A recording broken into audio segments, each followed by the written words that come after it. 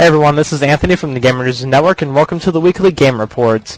Today we're going to be talking about a couple things. Sony had some stuff announced at a conference they held for the pre-Tokyo Game Show, which is happening next week. So they had a couple announcements to do. There's a couple PS4 and PS3 upgrade stuff I want to talk about. A couple other games that they announced, and also some news with Steam. So a lot of stuff to talk about. Also, if you notice, there's kind of like a glare on my lenses versus last week. That's because I'm now looking at my screen. I kind of had it blacked out, which is really hard to do, so I'm kind of playing around some new ideas.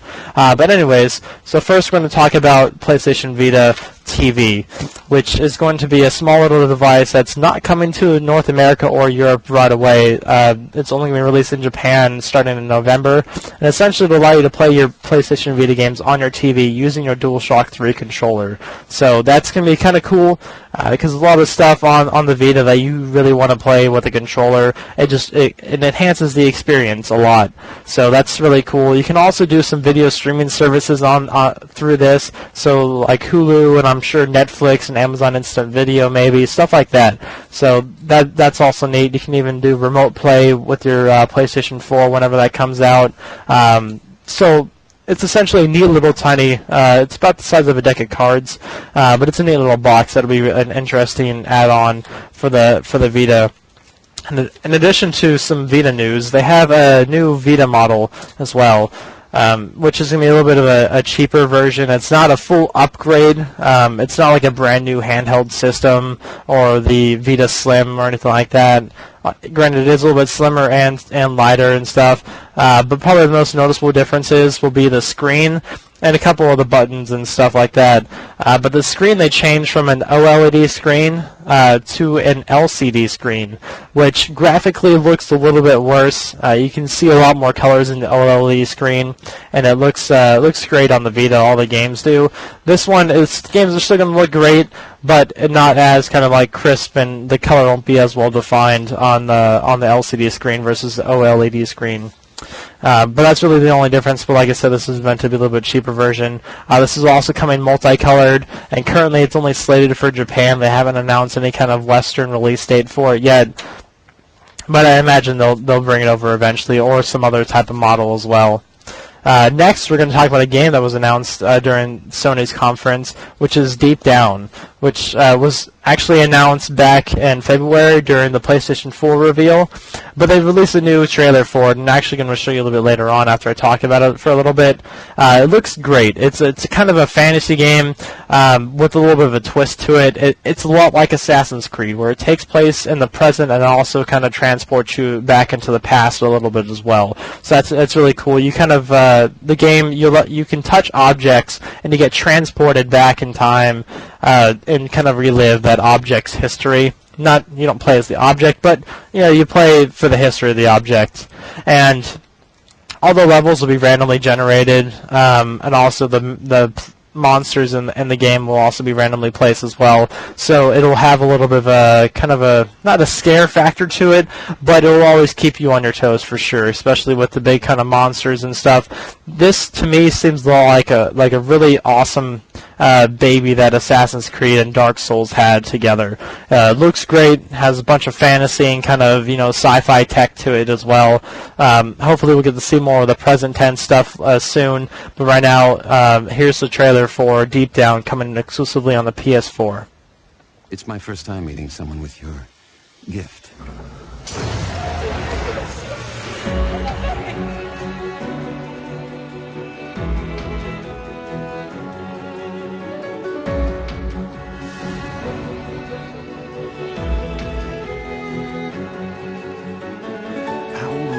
First noticed your ability. I hear you're quite the researcher. I'm sure there'll be nothing to worry about now that you're all here. Let me give you a little advice.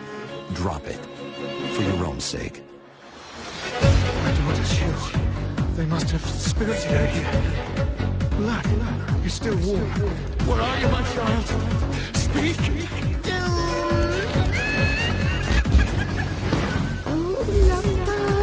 We will all perish here.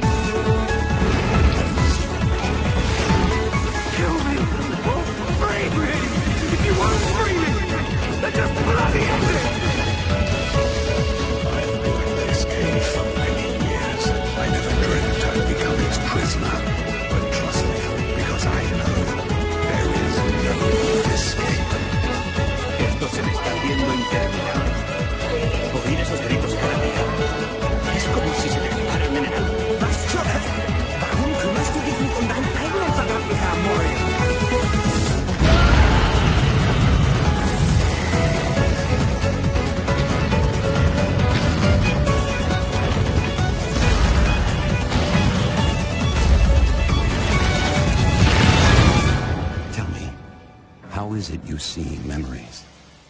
I really wish I could see what you see, even just once. Cool. So that was the trailer for Deep Down on the PS4. Like I said, looks pretty sweet. Even that Japanese dubstep, well, I'm calling it Japanese dubstep at least, sounded pretty cool. Hopefully we'll have more info about the game next week whenever the Tokyo Game Show actually happens. So stay tuned for more information about that. Next, we're switching over to some other news about games. Assassin's Creed 3 Liberation, which was previously only on the PlayStation Vita, is getting an HD remake already onto the consoles, releasing on the Xbox 360, PS3, and computer next year sometime. It's going to add a whole bunch of new textures to the game, like a graphical update. They're also revamping the sound for it and the levels and everything. They're even adding new missions to the game. So a whole bunch of new content. So even if you played it on the Vita originally, you might still want to pick it up on the consoles as well. Yeah, so this is kind of a smart move because they really didn't get to hit that story too much on the Vita market. Granted, the Vita version had its own issues and stuff, but it was still fun. It was still good, but it really can't compare to a console version of Assassin's Creed that much as well. But it did a good job regardless.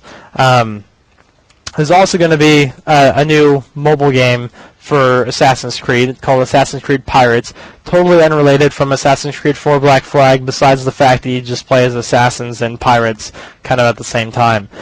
This one will actually feature naval battles between you and other players.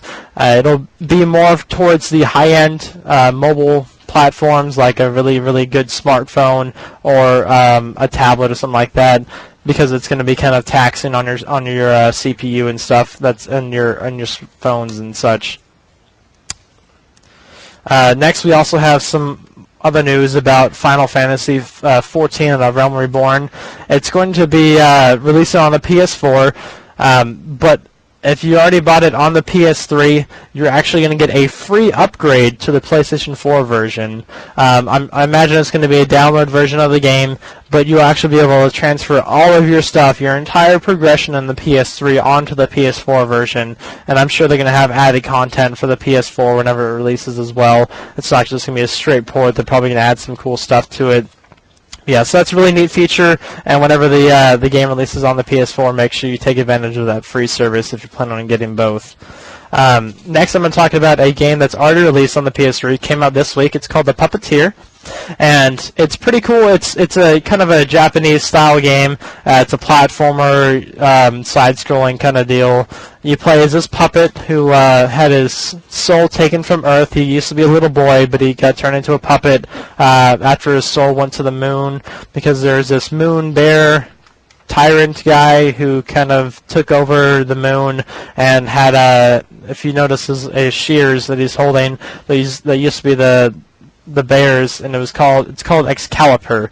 It picked its owner, then it transformed into those nice shiny gold pair of scissors in his hands, where he kind of uses to defeat enemies. That's how you defeat your bosses, essentially, and enemies, stuff like that. So also, the game, you can change out your heads. You can only hold up to 3 heads at a time, and they have different kind of access to like secret levels and stuff like that. Other than that, they really don't have much of a use besides getting access to those secret levels. But the game's still a lot of fun. It's not extremely challenging, but it's very silly. If you like slapstick humor, it's great because it's a theater play essentially. And it does a very good job of actually making you feel like you're watching a play and also being part of it at the same time. So even if you're like a drama major or something like that, or like to participate in plays, I'm sure you'll love this game as well. And actually it has a price point of $39.99 as well, not like the normal new releases like $59.99. So that's an added bonus as well. So I highly recommend you guys check it out. It's pretty great. Next is some news about Steam. They're adding a new family share plan to the program. It's going to be allowing you to share up to 10 different people. You share your entire game library, which is pretty cool. The only problem is that sometimes third-party limitations, such as having a subscription, so like for Star Wars, actually it used to have subscription, but for the Elder Scrolls Online that's coming out, stuff like that has like you having to pay monthly or for it, that cannot be shared. But for the most part, as long as it's like if it's sold through Steam, you should be good to play it through other players' stuff. And also, another downside is that you can only have one instance of the game playing at a time, which means that if your friend's playing BioShock Infinite and you want to play BioShock Infinite, well, since you have the game essentially and he's lending off for you, you get to kick him off.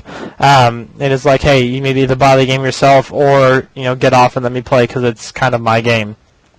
To actually get access to another person's library, you get to request it. Just send them a message saying, "Hey, I'm requesting it," or some sort of process, and that way you can get access to their whole entire library. It's going into a limited beta right now. It's a very limited beta. I believe they're only doing about 1,000 people, which which seems like a pretty big amount, but for the people who use Steam, it's not very much at all. But so that's something that's really cool, and it's very similar to the Xbox One's policy setup that they were going to do, where you could share your games between players and such. But this is going to be a little bit different and a little bit easier to execute as well, because the PC platform is very easy to control that kind of stuff as well. Alright, so that concludes the Weekly Game Report for this week. Hope you enjoyed it. Make sure you stop by next week for info on the Tokyo Game Show. But before I leave you real quick, I'm going to be giving you a little bit of a taste of Mortal Kombat Legacy Season 2. Hope you enjoy, and remember, Gamers News Network provides quality news for gamers everywhere. Thanks.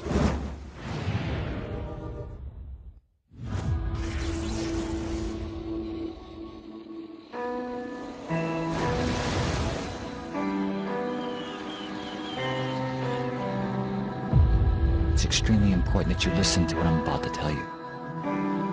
The fate of the world will depend upon it. This sounds like all the fairy tales my grandfather used to put me to sleep with. This is no fairy tale. I apologize for nothing. It was your decision to leave the temple. And it was your decision to abandon me when I needed you most. I regret we followed in the footsteps of our fathers. Father! Get over here. May this blood be the last blood spilled between us. You fought for them. You risked your life for them. And how do they repay you? Calm down. They murdered the one you love. I want you to join us. There's something more than money in it for you. Revenge. Each one of you has a supernatural ability. It's part of what makes you special.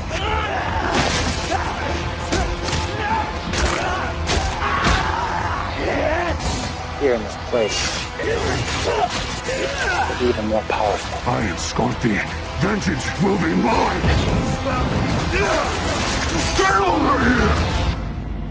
This was to be a new era, an end to the senseless violence. Bring Daniel! Sir, I do not have an answer for that. General, I swear we did not do this! You lied! You know this place must be cleansed.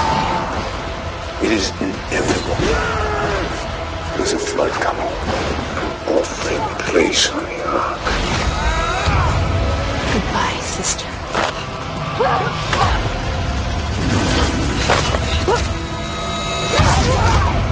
Welcome to the tournament.